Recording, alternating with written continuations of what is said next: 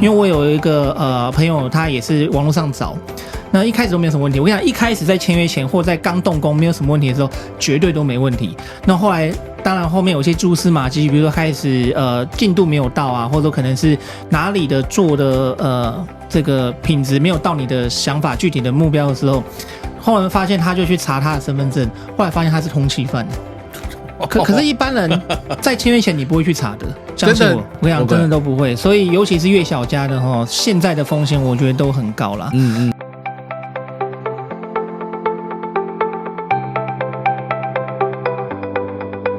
欢迎收听收看理财小时候，我们没有标准答案，只有多元观点，和你一起学习投资与理财，一起打造出有选择的人生。欢迎大家在 Podcast、YouTube 和 IG 订阅和追踪我们。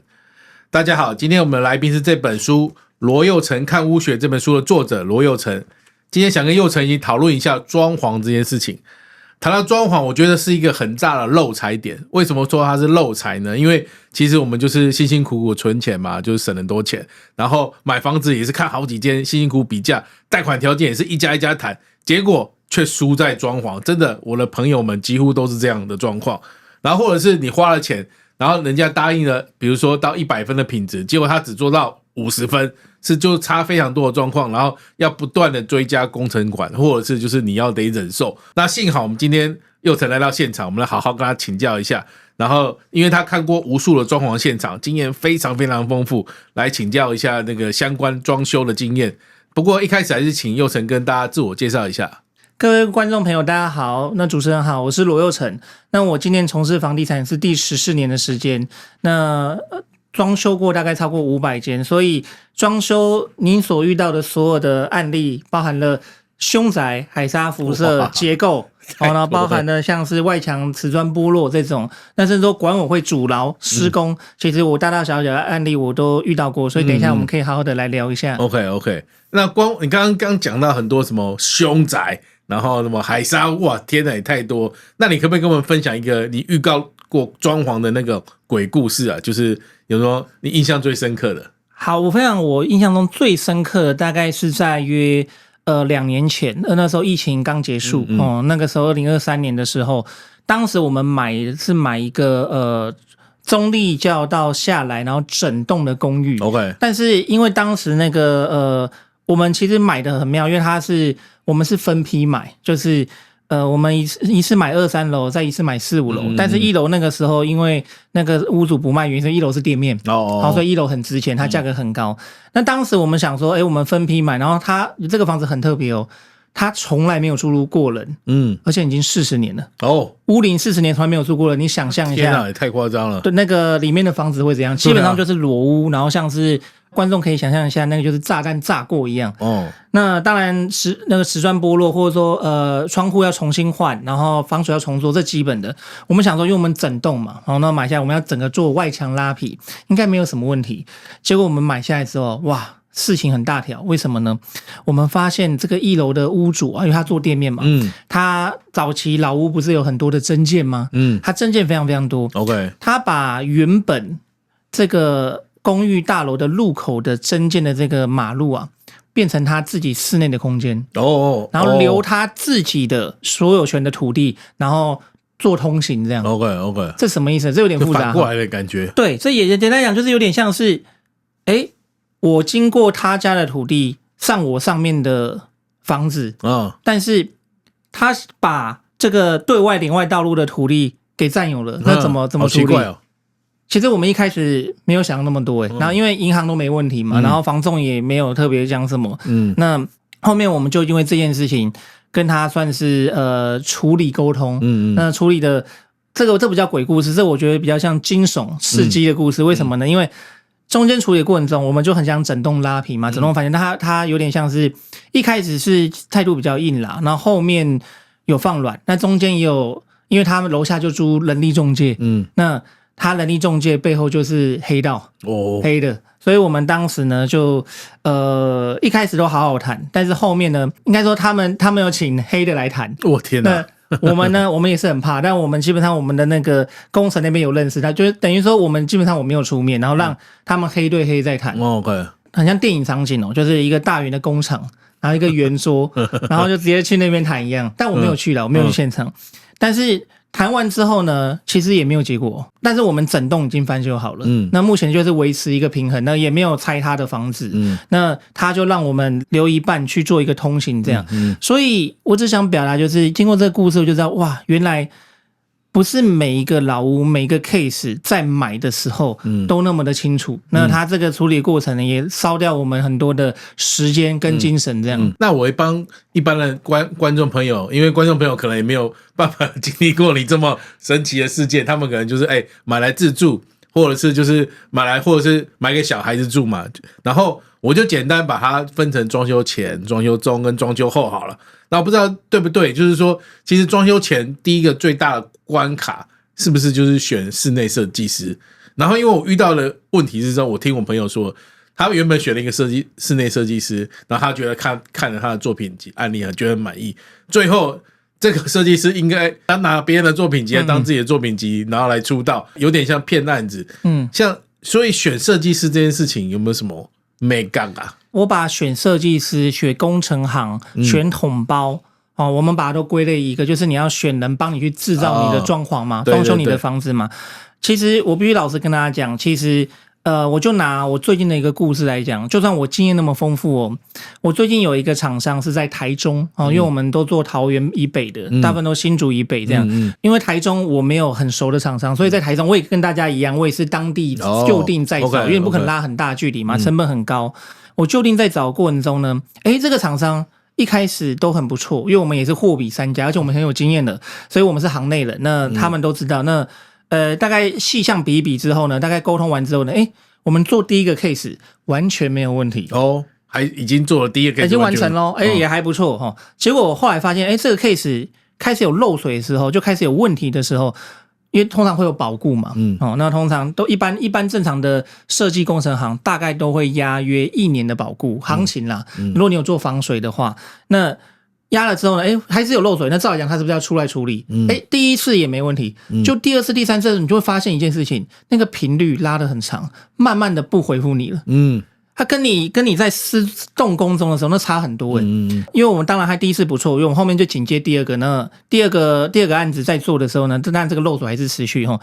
就发现一件事情，它的施工的这个工程的进度跟时间开始放慢放缓了，开始拖了，开始超时了。然后然后同样的也遇到这个邻居检举然后要申请这个就是被管委会阻挡这种问题这样子，那当时他也没有 hold 好，这样就一连串第一个案子的问题小问题，那个漏水算小问题，第二个这样问题连加起来，你知道吗？这个人已经快消失了连我跟大家讲，连我其实我们做我自己都可能要试一个厂商试3到5间，所以但是我还是有简单的撇步跟大家做一个分享就第一个就是这个人、这个厂商、这个公司，你可以去上网 Google，尤其是你拿到这个负责人的身份证，你可以去看民事，到底有多少的官司进行中跟这个有结果的，你可以做个简单的判断。第二个就是你去查这家公司它除了有没有官司之外呢，查这家公司它成立的时间跟资本额，这个也有差比如说他可能是一案公司根本没有公司的，或他可能是企业社比较小家的工程行等等，一般的资本额我建议大家这个是一点点细节，但这不是完全，大概就是在至少我觉得啦，至少100万以上因为我们做很多，我觉得至少100万资本是非常非常基本的。第三个，你除了去看他的网站，室内设计师的网站，我还建议大家一定要做一件事情，就是看他实际正在动工中的案场，这个是很少人做到的，因为你常常看他图片嘛，3D 立面图嘛，或者说可能看他这个作品集嘛，就是他的美轮美奂，对，但是很少人去看他实际的现场。这是直接跟他要求说你要去看吗？对，因为通常签约权就是去跟他讲，是 OK， 因为通常很多的室内设计师，如果他可能会做一件事情，他可能做但你看假的或不是他的，那你可以从中间的问题或者说你问的细项，可以慢慢的问得出来。可以问些什么事情？比如说，这你什么时候做的然后你这个工程款多少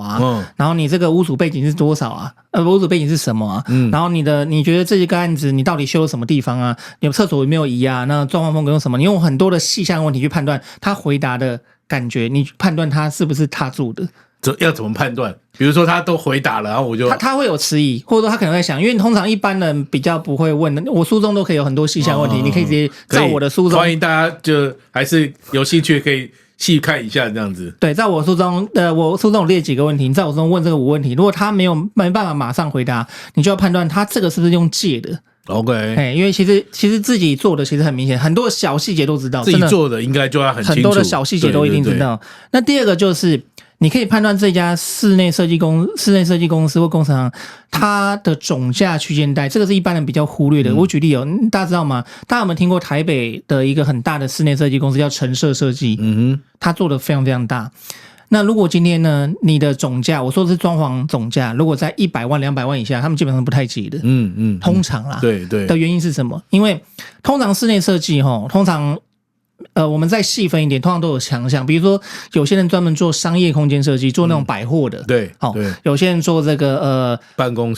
室的那有些人做住家，但住家又有分总价，比如说像我房子一样，有分100-200以内的，有分400-500的，有分1000以上的豪宅毛坯等级的。那当然，我们一般小资族比较不会接触到这一块，但是大部分的总价都在500以下的话，你就可以判断他擅长什么。那有些人擅长透天，老屋整理；有些人擅长电梯大楼；有些人擅长这个独立小套房。其实每个设计师都会有他的强项，我简单的做以上的分享这样。然后我在想，跟室内设计师假设好了，那我们就是先过了初步的筛选，那跟那个设计师在沟通的时候，其实像如果是第一次买房，可能根本连装修都没有经验，然后他可能在跟室内设计师沟通的时候会乱许愿，比如说我想要看起来像饭店，收纳多，空间又大，然后要便宜，他就把所有的希望都放在一起，因为无可厚非，他没有经验嘛，对，所以他就会这样许愿。那跟设计师沟通有没有什么 make up？ 其实设计师大家知道吗？他最强的其实除了他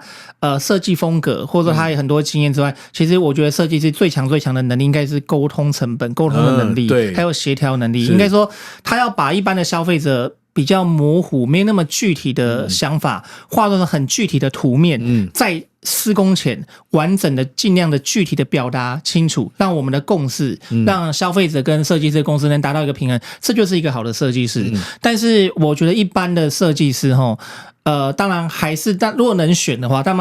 然喜欢自己消费者有点做功课的。我教他简单一个做法，如果你什么都，因为刚刚讲的方式有点模糊，最好的方式是什么？你知道吗？你直接上网找别人的找参考，就说我想要这个感觉的，反正你讲不清楚，但是你看到实物，就是说很像这个，或是这个加这个的感觉。对，这样子的话，这个的厨房，这个的浴室，这样子的话，有点像是必须透过每次的沟通、每次的开会，让这个共识也来越来越具体明确。比如说比如说你可以直接讲，我喜欢橙色设计的某某设计师的某个作品，比如说你常常看那个设计家节目，某个设计师的作品，他擅长什么，功能型什么，你可以做到吗？等等之类的。那我要跟他讲，如果你要选择设计师比价或工厂比价，你要有个基准是一样的。你知道那什么基准吗？就是你的具体的改的格局、改的方向跟你挑的建材，你要一样的，你才能比价。但大部分人没有这个概念，对，所以根本没办法比。就算你找 A 到 Z 的设计师，找26个也无法比较。为什么？因为第一个，如果你改的格局跟动线的标准都不一样，那根本没办法比。第二个，建材呢？你用的材质呢？你用的这个就差很多了。不要讲说工钱，就差很多了。如果你改的格局跟设计图跟你的建材都使用一样的话，这个就可以比了。但是这个说实在话，要一般消费者去做到这样，我觉得有点难。但是我觉得现在网络上我的书里面都有简单的范例或简单的标准可以给大家参考。你用这样的方式去比个3到5家，我觉得才有意义跟标准。那已经谈完了，到签约的时候，比价大概大致上我们就相信，就是说他们提出来的东西，然后可能我们稍微有一点知识去做一点比较和了解以后，那到了签约的时候，有没有什么要注意的？比如说有一些款项啊，比如说它不准怎样或者怎么样的条款，让我们要注意的。签约要特别注意的就是第一个，千万不要马上给，你要做到哪付到哪。你说那个款项的部分，对，因为我不瞒大家说，就是现阶段尤其是现在2025年要跨2026年这个阶段很多的厂商都会倒掉。为什么？怎么说？跟建商一样，没有，因为房地产非常非常的不好。然后很多因为因为就我知道的厂商，包含了我刚提的那位嘛，台中那位几乎消失的厂商，对，所以其实连我都可能会遇到。我因为一般消费者，如果你去什么脸书啊，还是什么论坛啊，找这种，我跟你讲，一般强的或者说有名的不会在上面，我可以跟大家讲，或者说有点资历，通常不会在上面主动说哦，是他们案子都可能都做不完，对他一定做不完啦，真的啦，因为以前那个案量接到大家快吐血，都是永远都做不完，所以通常不会在网络上。第二个就是通常你要主动，第二个就是那种网络接的看似便宜，但实际上这个风险非常大，那危机重重。因为我有一个朋友，他也是网络上找，那一开始都没有什么问题。我跟你讲，一开始在签约前或在刚动工没有什么问题的时候，绝对都没问题。那后来当然后面有些蛛丝马迹，比如说开始进度没有到啊，或者说可能是哪里的做的这个品质没有到你的想法具体的目标的时候，后来发现他就去查他的身份证，后来发现他是通缉犯。可是一般人在签约前你不会去查的，相信我，我跟你讲，真的都不会。所以尤其是越小家的现在的风险我觉得都很高啦。所以讲到这边就是说这个设计师跟工班现在大家要挑我建议就是我们用主动的方式，现阶段不要用被动的方式。你可以去这个设计家比如说一些刚刚的那个电视节目大梦想家，这都是 YouTube 的节目啦，设计的节目。那包含了这个幸福空间这种都是比较大有投广告了，也许我们没办法，但是我们用它的支线，我用它的风格去做延伸，去网络上找，我觉得这样比较好。那还会有一种状况，就是说他做过我朋友的案子，然后朋友说他不错，那这种我可以信吗？还是当然可以信啊，但是也要多了解的原因是因为朋友做得不错，朋友的需求不代表是你的需求，有可能你的朋友是做透天，我刚刚讲有可能你朋友做电大或做大坪数的，你是要做小坪数的，所以但是我觉得至少经由这样转介，我们可以确定一件事情，第一个他资历可能有，那中间跟你朋友的这个装修过程中也没什么大问题，我觉得这个就是一个加分，就是一个还不错的一个点。那当然如果你要再细谈的话，我觉得建议大家还是见面，然后我们亲自去这个他的案场之外，我再加一点，就是去他的家里。你说设计师的家里对 ，OK， 这个应该很少人讲到，或很少人做到。我根本没有想到要做这件事情。对，因为的原因是因为，如果你说案场都没有，我觉得老实讲，我觉得代表说，第一个，你说参观别的案场如果都没有的话，我觉得这代表说这个设计师可能案子也很少。对，我觉得不太可能，就是他没有正在做的东西，我觉得不太可能。那第二个就是，好，就算没有，或他不方便，好，或者人家家里他的业主可能不想让别人来参观，好，那他的家总可以吧？那如果他的家里都没有任何设计装修的，因为你去一个设计，如果只是一般的人家里的话，只有2件事。第一件事他刚起步，可能他自己家还没有重新装，那你就可能就不一定会选啦。对，对于他刚起步嘛，因为你也不知道他到底怎样。对，没有什么作品。第二个就是他家里也没有，那他可能是用租的，那他也没有买房子，那你就可以判断说，今天。一般设计师如果他家里通常会做一件事情，如果他有做装潢的话，做装修的话，他会用的非常的重。我说他的这个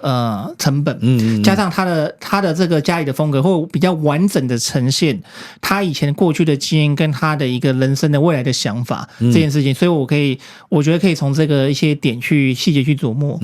了解。那我接下来想要请教就是说，好，我们签约开始做，然后监工跟追踪进度这部分。好，继续又是我朋友的故事了，就是他就跟签约说，他就说那个地板他说 F1 等级是比较好的。然后有一天他就心血来，然后平常在上班没有时间去看他的现场，然后他就去现场发现外面包装写的 F3， 他就觉得 F3 就是最低等级的地板嘛。然后他就问设计师为什么是 F3， 那设计师还真的有讲出一套理由，可是我觉得听起来很怪。他就说这样子应该可以省检验费啊，所以成本比较低啊，我帮你省钱啊。我听起来有点像乱掰的，可他就这样讲。通常我们报价就是我们分大项的话，就是泥作、水电、木作、blah blah blah 等等，油漆等等之类的，这算地板地板项目。地板项目通常它会比如说它会第一个是你的用的材质，比如说你刚刚讲的 F1， 然后用了什么这个超耐磨地板等等之类的，那它会有一个材质的编号。那编号里面呢，它会有含每坪施工多少钱。这个其实都是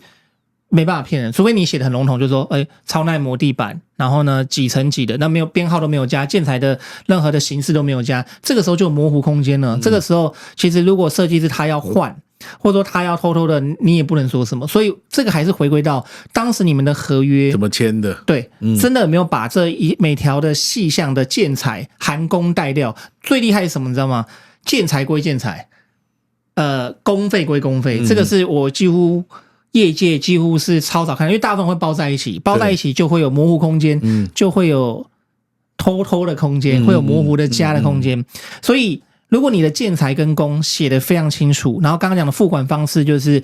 尽量不要一次付嘛，就是写个我觉得至少是4期以上，4到5期以上。4期那怎么切？3331 OK 30 30 30 10签约38，对，然后再来38是对什么时候？就是看你的那个施工的项目啊，比如说像我签约30%，就是拆除泥作动完就是30%，那后面可能接这个水电木作那个厕所工程，然后再接这个最后的油漆家具店软装，看你怎么拆。但我建议大家简单讲，重点就是我希望大家做到的是前面较少，后面较少。okay. 为什么呢？因为前面合作刚开始，风险比较大，因为你不熟这个，慢慢沟通之后，有些人真的为了省方便，说啊我很忙，然后我要一次会啦，很烦，就我要一次把它会，我不想这样分次会。可是万一他直接走呢？对啊，反正你汇了50%的工程款就没了。你基本上法院，我跟大家讲，几乎也是讨不太到了，因为人家都脱产的嘛，所以基本上讨不太到。那我还是建议大家还是做到哪付到哪。那我还有一招非常非常强。这个应该没有人用过，就是你直接架室内摄影机。OK， 这个好像蛮道理，而且因为就是我每天都去上班，然后我不太可能天天那边看，就算你不看，你放个摄影机，他们也会有那个威慑力这样子。对，但是它的缺点就是你要先付第4台的钱啊，你要先拉电啊。那还好，是还好啦，这一笔小小的费用，但是一般人也不想花，因为这个就是几万块。其实现在有那种不用小米啦，对，不用插电的那种，而且可以撑30天的 camera， 对，是有的，是有的。所以这些小步骤确实可以让你中间的风险低得很多。那刚你那个朋友的风险，我觉得就是合约写的不够仔细。那我们可以观察一下，就是每个地区大家的室内设计公司的范本，如果你能要到的话，很棒。因为像我们台北就是橙色设计，桃园的话就是和林设计，这种的话，我有看过他们的合约书。超级厚而且总价也不是特别高，就大概300-500万，现在很正常。这种他们厚到是图面，然后建材工，然后包括他赚你多少钱，然后税费他们付多少，其实都写得非常清楚。了解，因为他们也自己很怕跟客户有纠纷，就是搞得很厚一本这样。越清楚越厚越好。OK。还有一个 case 就是像另外一个朋友，就是他去现场看的时候，他发现实作跟他图面是不一样的，然后他公办就会开始说服他。我发现有这种状况，就是他会说服他这样比较好了，这样比较好用了，然后就开始讲理由。那这个我们要怎么分辨呢？我们分2个啦，一个是设计师，一个是公办。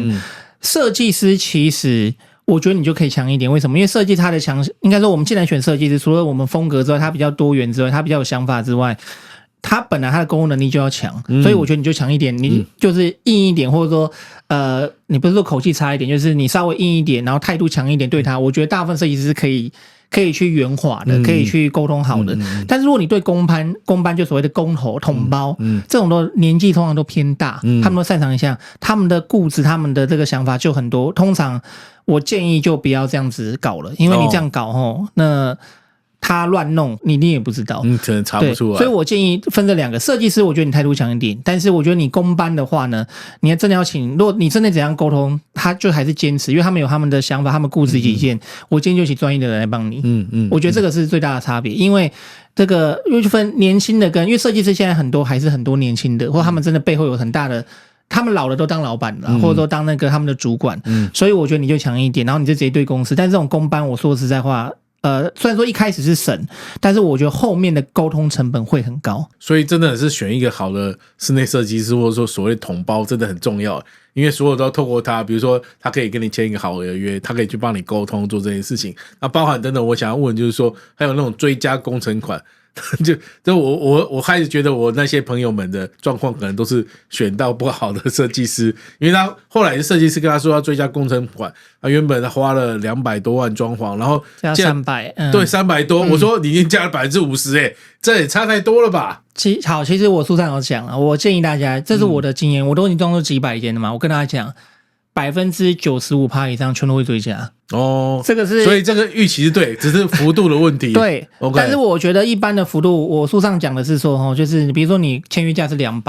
我觉得你多抓个10到15%总价，就是到大概在200、230左右以内，我觉得这合理耶，合理范围内。但多了50%，我觉得很吓人。我觉得如果到50%，我觉得应该是一开始前期的时候沟通没有很清楚，然后或者是说很多的业者或很多的设计师或工班，他们一开始会为了要抢案子，对，他们会先压低，报低。后面再追加，那他开始压低，你要知道为什么他会压低。那明明我找的5家，为什么他特别的低？那一样嘛，我们就拿我们书上讲的，就拿来比价嘛，比建材，比工，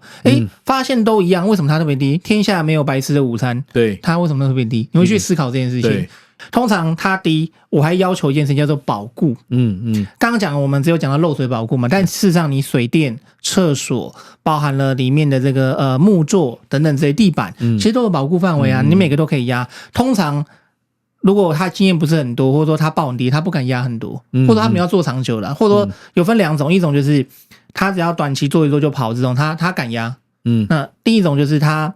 是属于那种想长期经营的这种，他基本上就是他也敢压，但是他不敢压的那么的多。像我举例，像我们假设有消费者找我们的话，要我们压3-5年，我们是不敢压的。OK， 因为成本会很高。OK， 所以跟设计师要求保固大概多久？你觉得是合理的？我觉得现在普遍来讲大概是2年啦，2年哈。那当然还是要看你的总价哦。对，假设你是做那种毛坯1000万那种豪宅那种全都毛坯要做标配这种，通常保固个5年，很多人都敢压。但那是1000万啊。我们一般小资族在200万以内的话，我觉得大概至少一定要1年啊，至少。那大部分是在2年。好，那最后装修完大概要到验收的部分了。那有没有什么验收有什么 mega 要注意的？一般我们这个新成屋交屋会找验屋公司，对，就验屋公司，就这个不能省啊，这不能省。但新房子的话，通常这是验建商的，对。但是大家知道吗？其实验屋公司验的这些小步骤，其实我们一般也可以学，一般小资族也可以学，比如说。当然我们不会用到很多专业的仪器，什么热像仪啊，然后测出它的电路 O 不 OK、福特等等之类的。但是呢，我们一般验屋的时候呢，其实很简单，就是一般我们插座要插，然后插座的这个数量跟位置有没有一样，然后包含了地板有没有收边收得漂亮，然后包含这个我们建议大家就是检核，我书上有个检核表哦，就是你可以每一项对，最好是照着他当时给你的合约一个一个对。那通常切记一件事情，只要一旦你觉得哪一项不对你就把它勾起来。那通常我们的做法啦，我们会贴个蓝标签，那种便利贴有没有？蓝标签就一直贴到他们做到我们满意为止。不然我跟你讲，到最后还是会有很多纠纷，因为你可能住一段时间，大家知道其实最大的问题不是发生在施工中或刚完工，是发生在动工中完工后的1年内。如果你有任何问题跟纠纷，通常这时候他不理你，你款项付完了。对，那通常这个，因为你最后可以压个10%嘛，刚刚我讲的就是3331嘛，你压个10%，你在验收，因为你刚刚讲验收嘛，验收还没有完成，你可以不给他。OK， 看他什么时候做完呢？对不对？那10%，你不要小看那10%哦，200万的10%就是他们利润。就是他们的利润。OK， 而且可能顶多。应该说大部分利润哦。那所以呢，其实你只要一直压着，然后一直贴，然后不完工，好，你拖我就不给你。他们其实只要是经营长久都会怕了。好，我会觉得大家如果真的现在有装潢，或是之后最近有想买房的需求，遇到装潢这件事，我真的觉得可以看这本书。我自己在翻的时候，我觉得里面很多细节不只是讲概念而已。那最后，如果最近有要准备装修的朋友们的话，你有没有什么要提醒他们的事情？我觉得最重要的就是要装潢的呢，赶快做的话就赶快做一做的原因是因为我觉得这几年的成本，第一个拉得非常非常高，然后第二个人力非常非常缺，第三个师傅快已经没有接班人了没有年轻人想做，没有。然后现在你说外劳吗？外劳盖房子比较多，我觉得室内装修的我目前普遍来讲没有看到人，所以现在就几乎都是老一辈在撑。我也不知道未来的成本会多高，那未来的年轻人或者说外劳技术可不可以跟上，这个是不可预知的。但我个人认为，以现在的状况来讲，我觉得成本只会越高，不会越低。我个人认为啦。所以，因为我觉得找不到替代的人选，而且这个其实 AI 没办法替代。对，只会出文字给你看，对，只会出图面，但是实际制作的这些人技术，比如说水电工、地板等等这些浴室泥作师傅的。这个我觉得这个是台湾也蛮大的隐忧啦，那是第一个。第二个是除了装修赶快做之外呢，就是房子的部分啊，我建议大家就是你现在刚好是你可以买，或者说刚好很好谈价的时候，因为今年已经非常非常惨，价格已经小掉，那明年呢？跟大家讲还是会掉，就是以整个趋势来讲就是会跌，所以刚好买房跟装修能在同时间这个阶段把它做完，我觉得就是鼓励大家就是赶快去做。好，今天谢谢佑成跟我们分享这么多，也欢迎大家如果有兴趣可以再参考一下这本书。我们今天谢谢佑成，谢谢大家，谢谢。